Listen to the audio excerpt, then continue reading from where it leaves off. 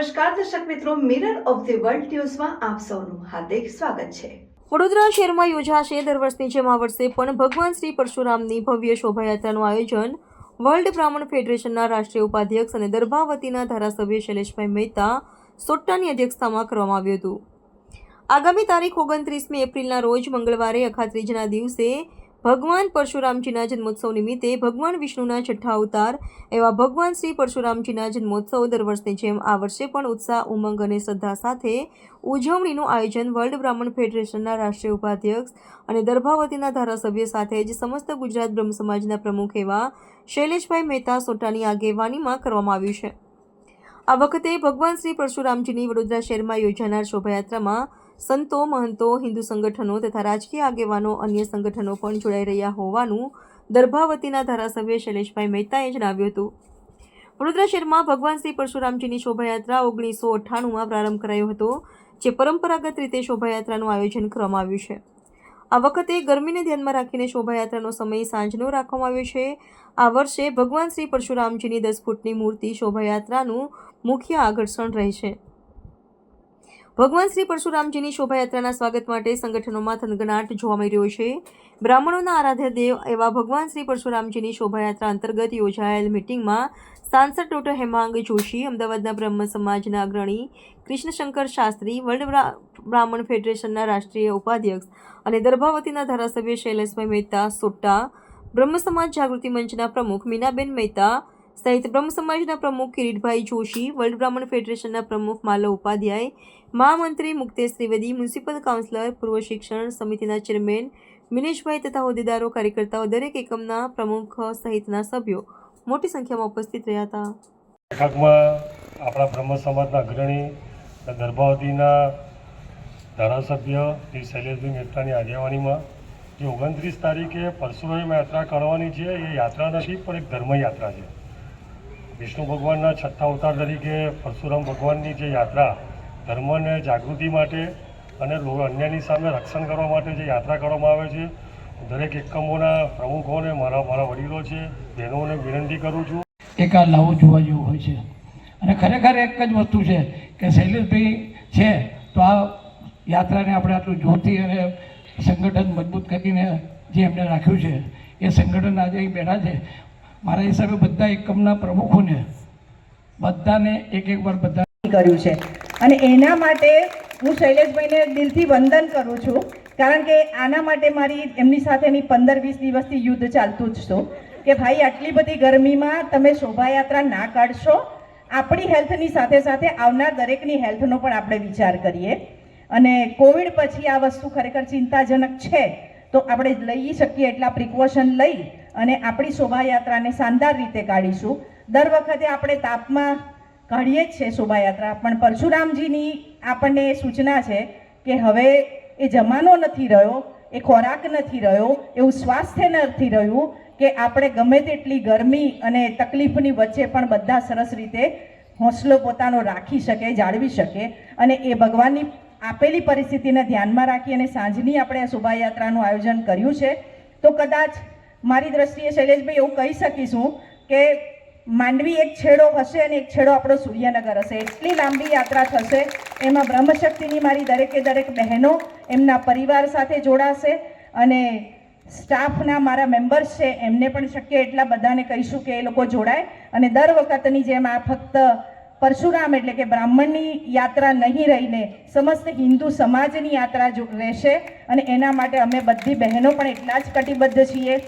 ગઈકાલે જ શૈલેષભાઈની સાથે અમે લોકો દર્શન માટે ગયા હતા અને ત્યાં જ ખરેખર એવું સમજાયું કે જો શિવજી પોતાની પત્ની એટલે સતી પાર્વતીને આટલું બધું મહત્વ આપતા હોય અને શિવ ખુદ એવું કહેતા હોય કે હું પાર્વતી, તો આ બેઠેલા દરેકે દરેક ભાઈઓને હું વિનંતી કરીશ કે આપણે શિવજીને અને એમના આપણા સંસ્કૃતિને, આપણા સભ્યતાને, જે સિક્કાની બે બાજુ કહીએ કે સિક્કો એક બાજુનો જો છપાયેલો ના હોય તો અધૂરો કહેવાય, એમ બધા જ સહપરિવાર જોડાશે, બધા જ પોતાના પરિવારજનોને લઈને આવશે અને આપણી પોતાની શોભાયાત્રા, એની સાથે સાથે આપણી પેઢીને, આવનારી પેઢીને એના સંસ્કાર પણ આપણે આપી શકીએ કે આપણા પિતામહ કોણ છે, આપણી સંસ્કૃતિ શું કહે છે, એની સમજ આપણે સમજાવ્યા કરતાં પ્રેક્ટિકલી આપીશું તો કદાચ આજની જનરેશન પ્રેક્ટિકલને વધારે સારી રીતે સમજે છે.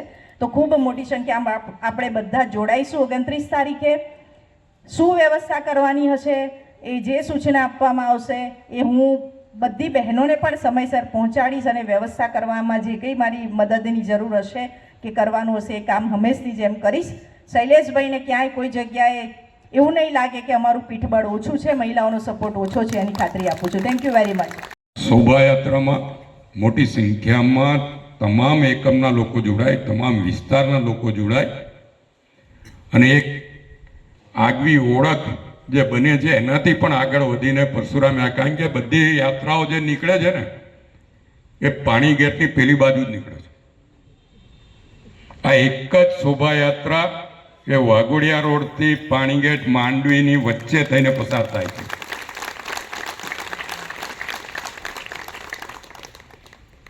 અને એને પાણીગેટ માંડવીની વચ્ચે કેસરો લહેરાય એ વડોદરાની તાતી જરૂરિયાત છે. અને આનંદ એ વાતનો છે કે આપણે જોયું છે છેલ્લી 3 શોભાયાત્રામાં કે દરેક ઠેકાણે મુસ્લિમ આગેવાનોએ એને આવકારી છે, શોભાયાત્રાનું સ્વાગત કર્યું છે. આ વખતે પણ ઈદના દિવસ પહેલાથી ફોનો ચાલુ થઈ ગયા હતા કે શોભાયાત્રા કેટલા વાગે છે. મેં કીધું આ વખતે ઈદને જોડે નથી આવતી, 29મી એપ્રિલે આવશે. એટલે એમનામાં પણ આ શોભાયાત્રાનું સ્વાગત કરવાનો ઠનગનાટ છે.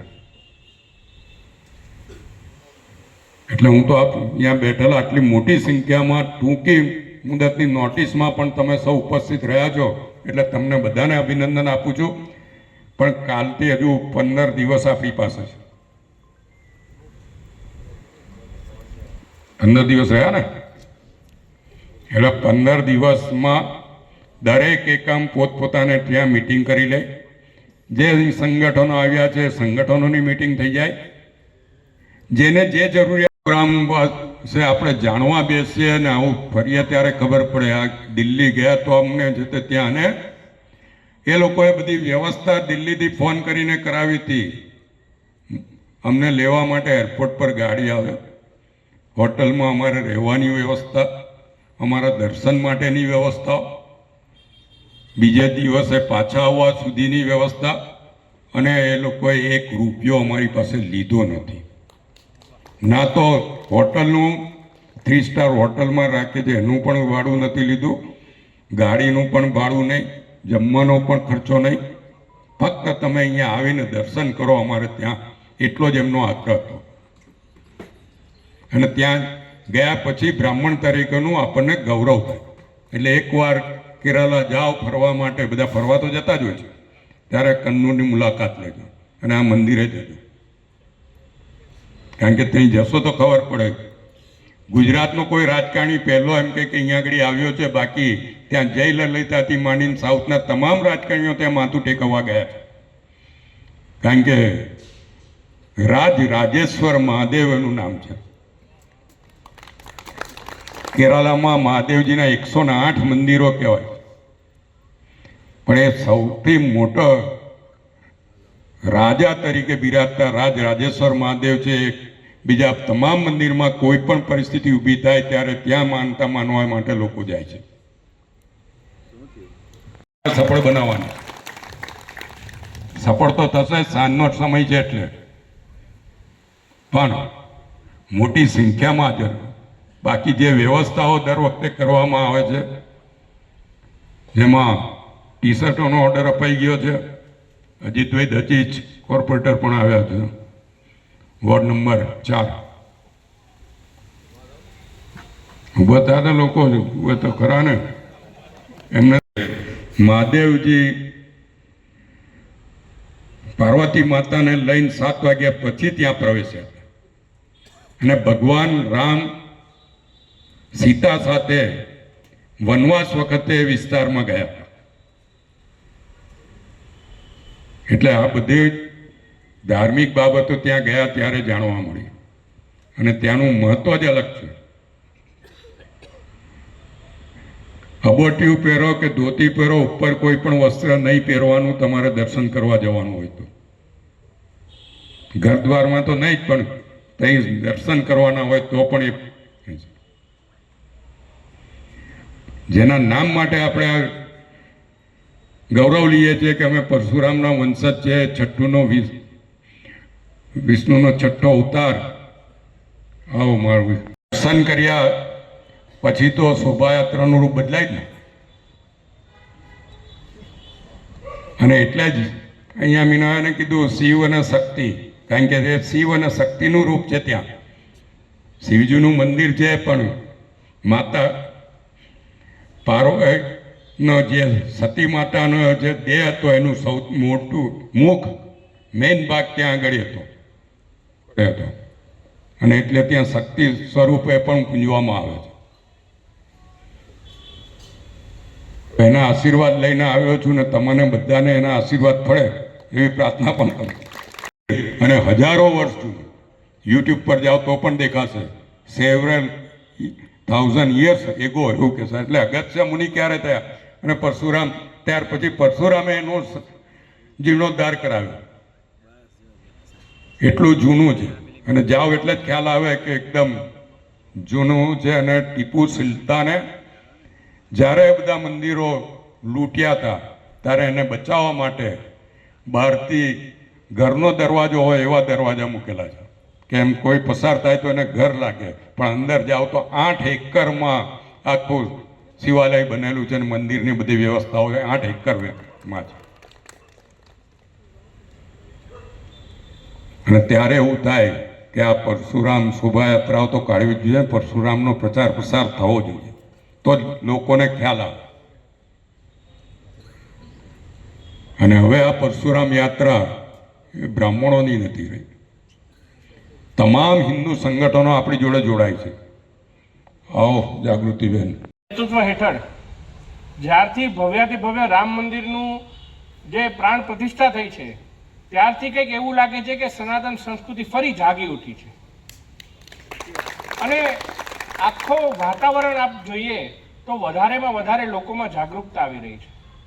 ઘણા યુવાનો એ પોતે વધારેમાં વધારે આવા તમામ વસ્તુઓમાં ઇન્ટરેસ્ટ પોતે લઈ રહ્યા છે, સામેથી ઇન્ટરેસ્ટ લઈ રહ્યા છે. ત્યારે હું માનું છું કે આ પ્રકારની શોભાયાત્રા એ ધર્મને જોડવા માટે ખૂબ જ ઉપયોગી છે. અને આપણે આપણું એ હમણાં જ આપણે જાણતા રાજાનું મંચન વડોદરા ખાતે થયું. આ શોભાયાત્રાના આયોજનની બેઠકમાં જ્યારે આટલી મોટી સંખ્યા હોય તો શોભાયાત્રા કેટલી ભવ્ય થવાની. આપણી વચ્ચે આ સમગ્ર શોભાયાત્રાના આયોજનના જે પ્રેરણા સ્ત્રોત છે એવા બ્રહ્મ સમાજનું ગૌરવ અને દર્ભાવતીના લોકપ્રિય ધારાસભ્ય આદરણીય શૈલેષભાઈ, આગેવાનશ્રીઓ મંચ પર ઉપસ્થિત અને બ્રહ્મ સમાજની સાથે સાથે ભગવાન શ્રી પરશુરામ અને સનાતન ધર્મને ઉજવવા માટે આવેલા અન્ય સમાજના પણ તમામ આગેવાનો ઉપસ્થિત સર્વે સભ્યશ્રીઓને હું હાર્દિક સ્વાગત કરું છું, આવકારું છું. ગઈકાલે જે હનુમાનજીનો જે જન્મોત્સવ હતો આપે સૌએ નોટિસ કરી હશે એકવાર કે આપ 300 મીટર દૂર નહીં ગયા હોય ને એક ભંડારો આપને જોવા મળ્યો હશે. नेता हूँ पोते कंईक 22 भंडारा में जई जईने थाकी गयो तोय मारे 4-5 में सोरी ना फोन करवा पड़े. वागर्थ प्रतिपत्तये जगतः पितरौ वंदे पार्वती परमेश्वरौ. जगतना माता पिता अजन्मा एवं भगवान शिवना चरणों में प्रार्थना साथे आप सौ भूदेवने हूँ सादर वंदन करूँ छूँ. जेमनी अध्यक्षता में आपणे बैठा छीए अने भेगा मळ्या छीए एवा दर्भावतीना लोकलाडीला धारासभ्य आदरणीय श्री शैलेषभाई मेहता અને સમસ્ત સ્ટેજ ઉપરના ભૂદેવો, બહેનો, માતાઓ અને આપ સૌ સ્વજનો, પરશુરામ યાત્રા એટલે એક માત્ર ધાર્મિક યાત્રા નથી, શોભાયાત્રા છે. અને આપણા સંપ અને એકતા, હિન્દુ પરિવાર અને હિન્દુ સનાતન ધર્મના એકતા અને સંપની યાત્રા છે. અને એમાં દરેકે દરેક હિન્દુ જોડાય, માત્ર બ્રાહ્મણોના પરશુરામ છે એવી વાત જ નથી. ઘણા બધા આમંત્રિત મહેમાનો હજુ છે અને એના મુખ્ય જન્મદાતા જે કહી શકાય શૈલેષભાઈ, એમના માર્ગદર્શન હેઠળ જ આપણે કામ કરવાનું છે. મને જે કોઈ જવાબદારી આપવામાં આવશે અમિતભાઈ, એ મને ચાહે ગમે કે ના ગમે, અંડરલાઈન કરજો, ગમે કે ના ગમે હું પૂરી રીતે નિભાવીશ. અને જે કંઈ કામ મને સૂચન આપશે કે આપણે આવું કરવાનું છે તો એમાં હું હંમેશા જેમ સાથે રહું છું એમ સાથે રહીશ. પણ આપણે બધા જ કદાચ કોઈ ખુશખબરી શૈલેષભાઈએ આપી કે કેમ એ મને નથી ખબર કે આપણે શોભાયાત્રા તાપ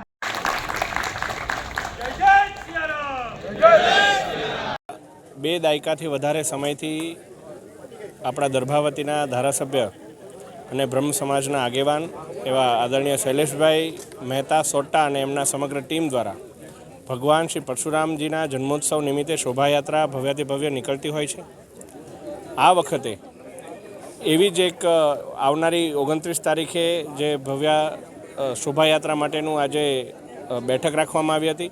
આ આયોજનની બેઠકની અંદર જ અલગ અલગ ઘટકોથી તમામ આગેવાનો ઉપસ્થિત રહ્યા. માત્ર બ્રહ્મ સમાજ નહીં પણ સનાતન સંસ્કૃતિને માનનારા અને એના ધ્વજને ફરકાવનારા તમામ એવા હિન્દુત્વવાદી સંગઠનો પણ આ બેઠકમાં ઉપસ્થિત રહી અને આ શોભાયાત્રાને કઈ રીતે વધારે ભવ્ય બનાવી શકે એ માટેની ચિંતા કરી. સાથે મળી અને જે સૂચન એમને આવ્યા હતા એ સૂચનના આધારે આ વખતની શોભાયાત્રા જે છે એ સાંજના સમયે રાખવામાં આવશે, જેથી વધારેમાં વધારે નાગરિકો આ શોભાયાત્રામાં જોડાય અને આપણા જે બ્રહ્મશક્તિ મંચ આદરણીય મીનાબેન મહેતા અને એમની પણ સમગ્ર ટીમ દ્વારા ખૂબ જ સારા રચનાત્મક આની અંદર કાર્યો કરવામાં આવનાર છે. ત્યારે હું આપના માધ્યમથી વડોદરાના તમામ નાગરિકોને અપીલ કરું છું કે આવનારા ભગવાન શ્રી પરશુરામજીના જન્મોત્સવ નિમિત્તે 29 તારીખે આ શોભાયાત્રામાં આપ સૌ સાથે મળીને જોડાવ અને સનાતન સંસ્કૃતિને સાથે મળી અને આપણે સૌ ઉજવીએ. ધન્યવાદ. 29મી તારીખ અખાત્રીજ છે અને અખાત્રીજ એટલે ભગવાન પરશુરામનો જન્મદિવસ. આ જન્મોત્સવ વડોદરા શહેરમાં કાયમ માટે ધૂમધામથી ઉજવવામાં આવે છે. આ વખતે પણ બ્રાહ્મણો અને બ્રહ્મ સમાજની સાથે હિન્દુ સંગઠનો પણ મોટી સંખ્યામાં જોડાવાના છે અને એના કારણે આજે અહીંયા મિટિંગ રાખવામાં આવી છે. આપ જોઈ શકો મોટી સંખ્યામાં અહીંયા આગેવાનો જોડાયા છે. આ શોભાયાત્રા દર વર્ષની માફક જે રૂટ છે સૂર્યનગરથી પાણીગેટ, માંડવી, ન્યાય મંદિર થઈને અમદાવાદી પોળ મહાદેવના મંદિરે જઈને આરતી કરવામાં આવે છે. ફક્ત ફેરફાર એટલો જ છે કે દર વખતે સવારમાં થતી હોય છે આ શોભાયાત્રા, આ વખતે સાંજે નીકળશે. જે રીતે ગરમી છે એ ગરમીને ધ્યાનમાં લઈને શોભાયાત્રા સાંજના સમયે કાઢવાનું નક્કી કર્યું છે. અને સાથે જ શોભાયાત્રામાં આ વખતે પરશુરામજીની મોટી લગભગ 10 ફૂટની પ્રતિમા પણ સાથે રાખવામાં આવશે અને ઠેર ઠેર એનું સ્વાગત કરવામાં આવશે.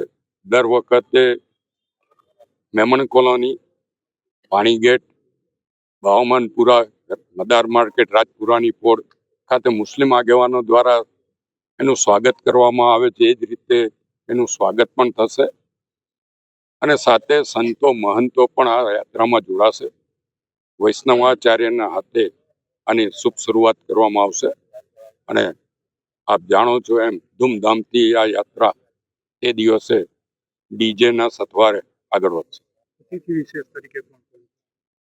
આ શોભાયાત્રામાં વડોદરા શહેરના સાંસદ હેમાંગભાઈ જોશી, પૂર્વ સાંસદ રંજનબેન ભટ્ટ, પૂર્વ મંત્રી Rajendra Trivedi, Bhargavbhai Bhatt, deputy mayor, standing કમિટીના ચેરમેન, ભાજપના પ્રમુખ, કોંગ્રેસ પક્ષના પ્રમુખ અને સાથે જ વડોદરા શહેર જિલ્લાના ધારાસભ્યો અને જિલ્લાના ધારાસભ્યો તો કાયમ અમારા મિત્રો હોવાથી જોડે રહે છે અને શહેરના મિત્રો પણ જોડાય છે, એટલે ધારાસભ્યો પણ જોડાશે અને સાથે ભારતીય જનતા પક્ષના આગેવાનો, કોંગ્રેસ પક્ષના આગેવાનો આ હિન્દુ સમાજનો છે ને જે હિન્દુ તરીકે ગૌરવ લેતા હોય, કારણ કે વિષ્ણુનો 6ઠ્ઠો અવતાર એવા પરશુરામજીનો જન્મોત્સવ ઉજવતા હો, ત્યારે હું તો તમામને આવકારીશ. તમામને આમંત્રણ આપવામાં આવશે અને તમામ આમાં મોટી સંખ્યામાં જોડાશે.